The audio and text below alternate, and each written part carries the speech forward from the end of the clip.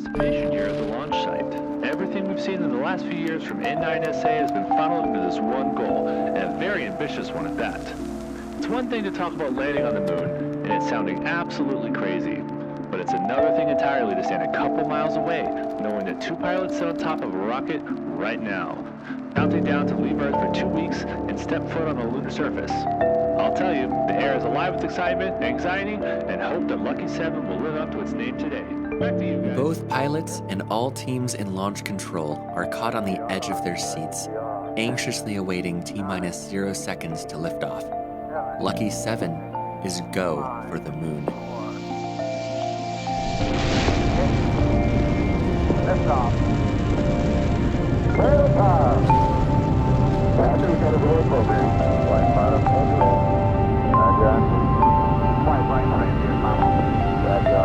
Roll complete and effective program. Roger, roll, roger, fix.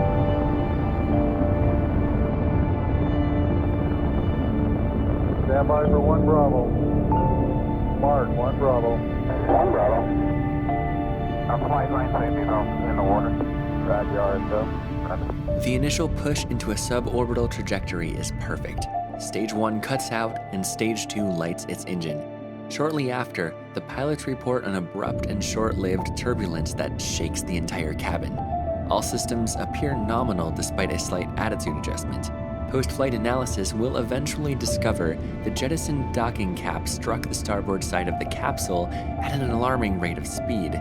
For now, though, with the second stage engine roaring behind them with no warning lights in the cabin, Lucky 7 remains go for orbital insertion, aiming to rendezvous with an Icarus pod fueler tug, which was successfully placed into low Earth orbit 24 hours prior. Due to the nature of their altered trajectory, a correction maneuver is required to reach their target. This can be done with the main engines, but it is decided to limit their use due to the sheer amount of burns they are required to perform for the mission, which essentially has little room for error. Onboard reaction control thrusters are used to adjust the initial orbit to achieve rendezvous, though the pilots note a surprising amount of RCS was required to perform this. Nevertheless, O and Kermit reach the tug, firing their main engines to come to a stop.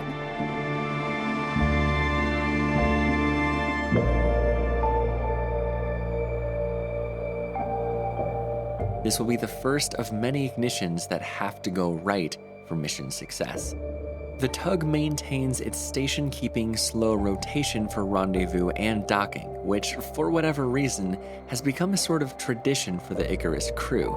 Even with stakes as high as these, since the pilots have excelled at such maneuvers in simulators, flight gives the go-ahead to proceed with docking as is.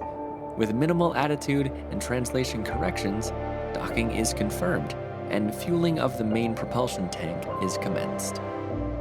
With the same initial mission profile as the previous Icarus flight which orbited the moon, the tug uses the remainder of its fuel to push the crew into a slightly higher orbit before undocking. This provides the mission with slightly more room for error, nothing more. Though with the complicated plan of action laid ahead for them, this small push is deemed practically mission critical, and it is a success. Lucky 7 plots a course for the moon, now using its own propulsion system.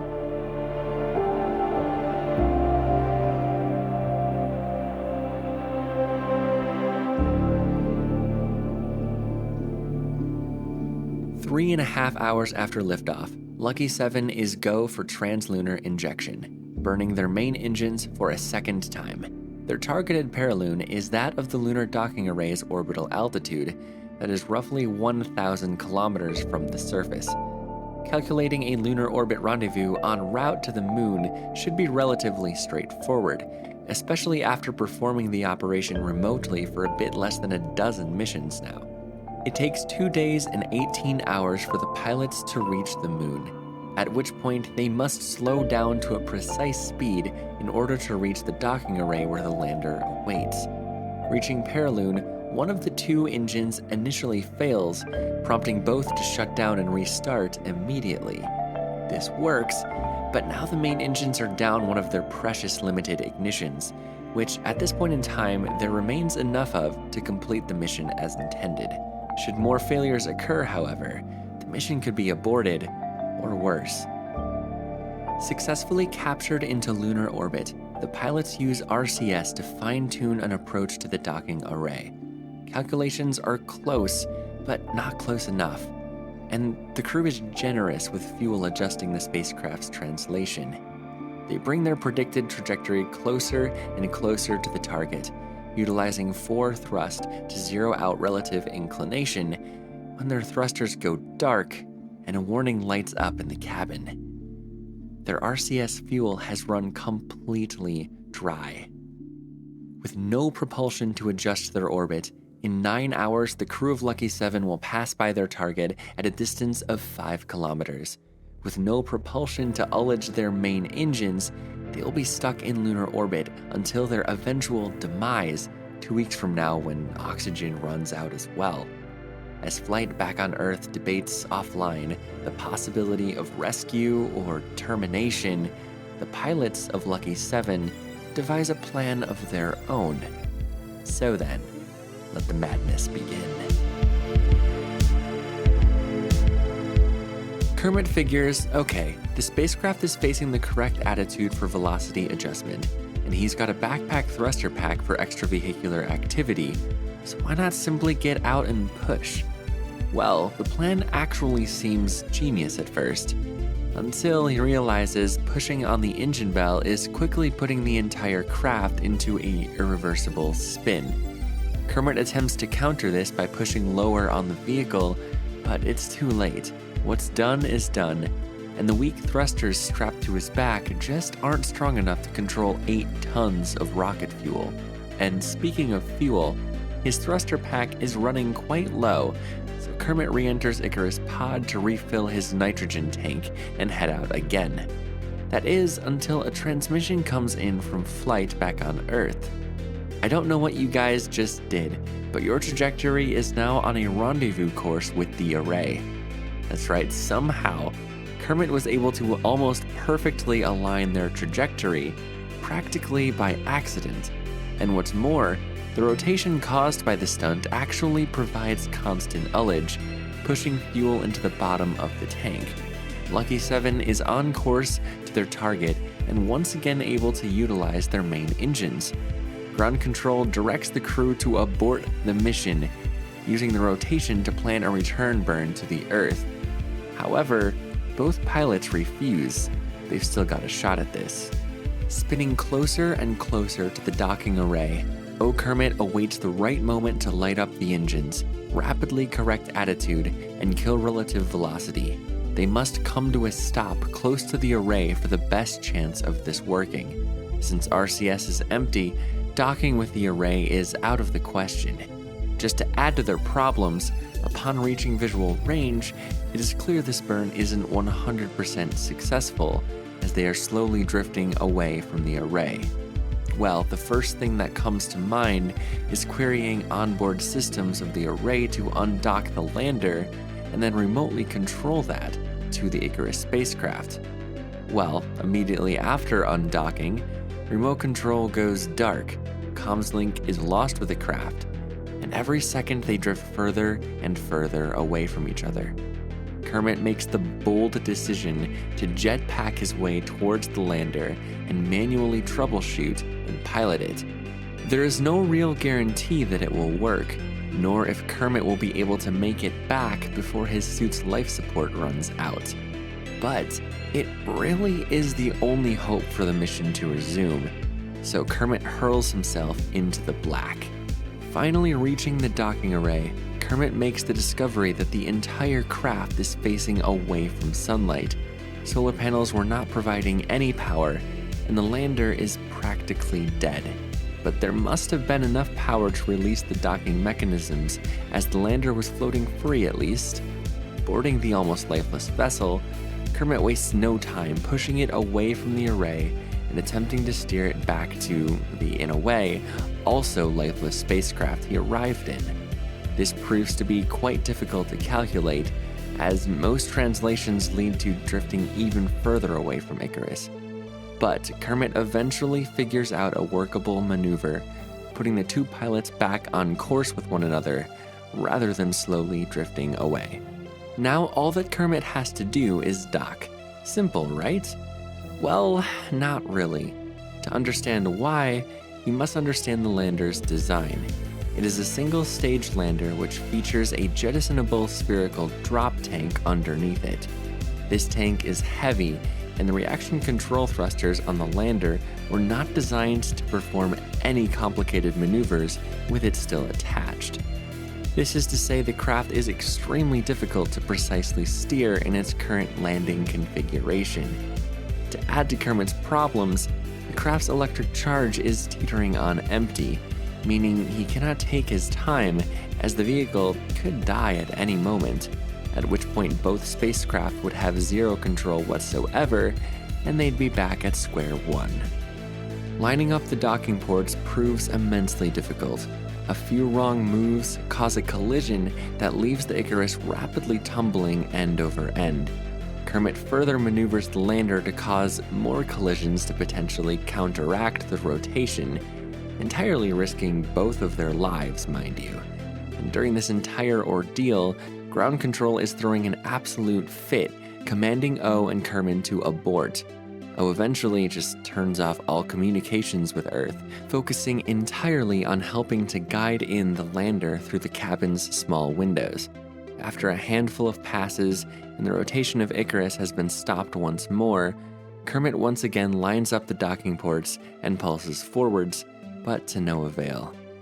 Kermit then also climbs out of his craft to assist in the maneuver, mostly out of desperation. Kermit aligns the lander again as O guides him in with a much less cramped view than inside that spacecraft. This just so happens to be the trick to getting this right, and finally, after what seems like an eternity, the two craft achieve a soft dock with one another, and the two pilots breathe one hell of a sigh of relief, climbing back into the Icarus to recuperate and further assess their current situation. Now tethered, the two spacecraft act as a lifeboat for one another. The Icarus's fuel cells power up the lander as the lander shifts a small portion of its RCS fuel to the Icarus. Essentially, both craft are back up and running. Despite this, flight control continues to plead with the two pilots to abort and come back home. The lander's capacity to make it back from the surface while fully fueled is risky at best, and the fueling array left the lander at about 90 to 95% full, a small chunk of that now wasted maneuvering to dock with the Icarus, and another small chunk transferred to allow the spacecraft to maneuver once again. It's even less now, so you can easily see the argument to abort as valid. But these two pilots insist they can complete the mission anyway, with or without flight's approval. In their defense, there is no guarantee any funding will be left for the space program should they fail this mission, and they are so impossibly close to stop now. Flight has no choice but to reluctantly go along with the pilots' ambitions. The lander doesn't have the fuel to descend from and return to an altitude of 1,000 kilometers. So, their plan is to use Icarus to bring the lander to an eccentric orbit that dips quite close to the surface instead. This not only will save fuel for landing, but it also gives Kermit a wide range of altitudes to scoop up Kermit once he returns from the surface. If he returns from the surface.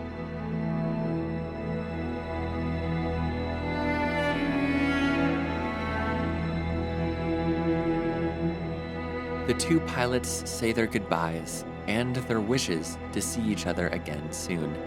Kermit slowly wanders away from his ride back home.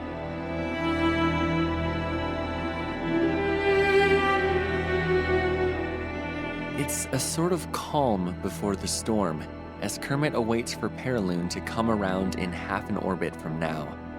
The next time he sees Icarus, hopefully he'll have some moon rocks to show for it. Closer and closer to the moon, Kermit watches the rocky surface rise from his spinning vessel. His anticipation is no doubt shared with everyone back on Earth listening to broadcasts of mission updates. At any point moving forward, Kermit will be able to abort the landing, since fortunately, there is no real point of no return. The plan is to take it one step at a time, and of course, to try not to end up like all the failed autonomous lunar landings N9SA has conducted in the past. though I'm sure the pilot wouldn't want to ponder on the possibility of becoming the first crewed lunar impactor for very long. Lucky 7 is go for lunar landing. Copy all flight. Good light, good light. We are go for descent. Increasing angle of attack. Vertical speed is dropping. Horizontal speed is dropping. Holding steady, holding steady. Good control. Good control. Take to 10 degrees. Vertical speed is dropping. Surface altitude approaching 10 kilometers. Angle of attack 15 degrees. Vertical speed is continuing to drop. We're below 10 kilometers. 9 kilometers. Vertical speed at 50. We're increasing angle of attack 25, 30. Altitude is 5 kilometers. We're coming in too hot. We're coming in too hot, flight. Pitch out, 50, 60 degrees. Vertical speed is increasing. Altitude 1,000 altitude 800, 600. Going vertical. We are vertical. Hold. Altitude increasing. We are good. Vertical speed increasing. Angle of attack. Good control. We are good. Horizontal speed approaching 1,000. Horizontal altitude is steady. We are holding steady. 39 degrees. Vertical speed is holding. We are go. 1.5 kilometers altitude. Vertical speed is stationary. We're holding 45, 46 degrees. We are go. Engines are right. We have started 1,000 meters per second velocity. Go. Good control. Vertical speed holding 46 degrees angle of attack. 750 meters per second. Vertical speed holding. Altitude holding. Go. Reaching 600 meters per second. Increasing surface speed for that. It's slowing down. We're go. 27 degrees. Vertical speed is holding. Altitude is holding. 500 meters per second. Not able to match the craters beside there. Let's move that along. Vertical speed is go. Horizontal speed go. Altitude is go. You're approaching final descent. Increasing horizontal.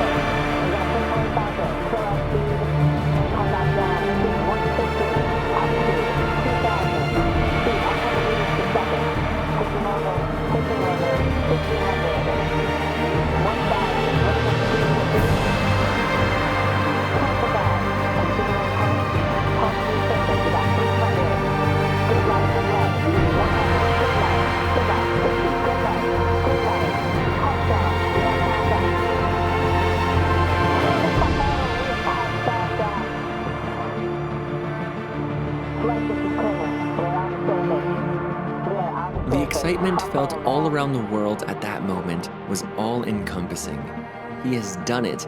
After too close a call during descent, Kermit has become the first Kerbal to touch down onto another celestial body besides the Earth. The well-deserved celebration is short-lived, however, as there now exists a very serious problem. Kermit used too much fuel to land, and with what fuel remains, the lander won't be able to reach lunar orbit again. The brave pilot is trapped on the surface of the moon. Or so it seems. While Kermit begins to explore the area around the landing site and flight debates on how to break the bad news, suddenly they get an idea. So you've probably seen The Martian, right? Well, the lander is too heavy, so we dump some of the water out, fumble around for ideas since we don't have an engineer to actually rip parts off with Kerbal attachment system. Well, the solar panels are just dead weight, so break those off, except the Kerbal hasn't eaten enough snacks, so it doesn't budge. But that's okay, we've got a trick up our sleeve. The game crashed, and loading the vessel causes physics to don't, and somewhere along using physics to yes again caused the solar panels to break anyways. But just my luck, the craft doesn't actually weigh any less with them gone, so what I'm trying to say is, we still might not be okay. It's going to be really close. But going for orbit is the last chance for survival. After spending less than an hour stripping down the lander the best he could, Kermit lifts off from the surface of the moon. Carefully watching the fuel level decreasing, the goal will be to reach as low of an orbit as physically possible, and if orbit cannot be achieved, to once again use the tried and true method of get out and push. One way or another, Kermit is determined to come back home, to tell the tale of his lunar adventure.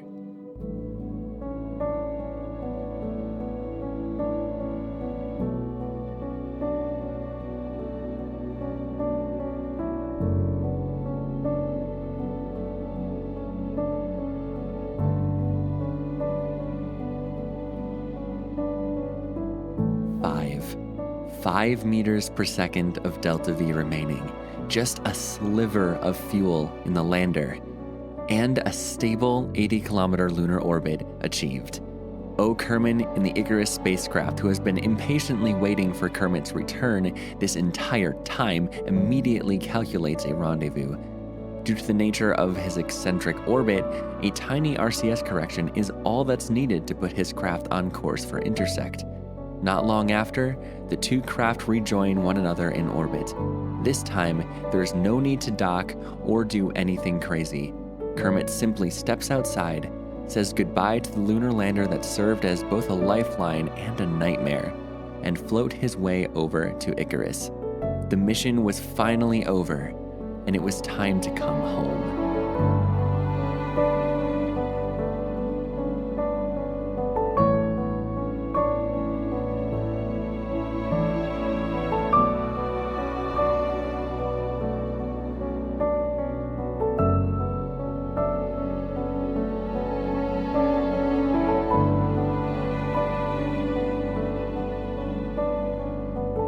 Icarus has 2 ignitions remaining for its main engines, and during the final burn to come back home, one of them fails and immediately relights. Their trans-Earth trajectory still holds throughout the burn, but it's a stark reminder of how close this mission was to catastrophe. Had the craft needed just one more burn during the lunar shenanigans, they would have never made it back alive. A single engine likely isn't able to hold a steady attitude while firing, and well, I think by now the crew of Lucky 7 has had enough experience spinning end over end with no control. And with their route home set in stone via RCS, it really does seem like the mission lived up to its name.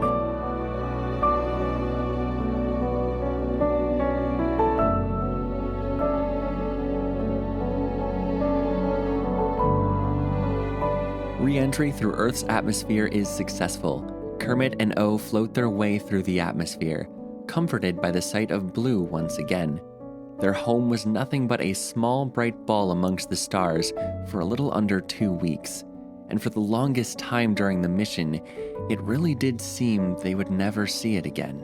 In conclusion, from 1971 to 1973, through events that have become the most terrifying experience in the space program's history, one Kerbal stepped foot on the moon and returned to the Earth, against all odds and against better judgment. The moon is no longer out of reach, and now N9SA sets its sights on conquering it. But that will have to wait for the future. I want to thank you all so much for watching, and peace out.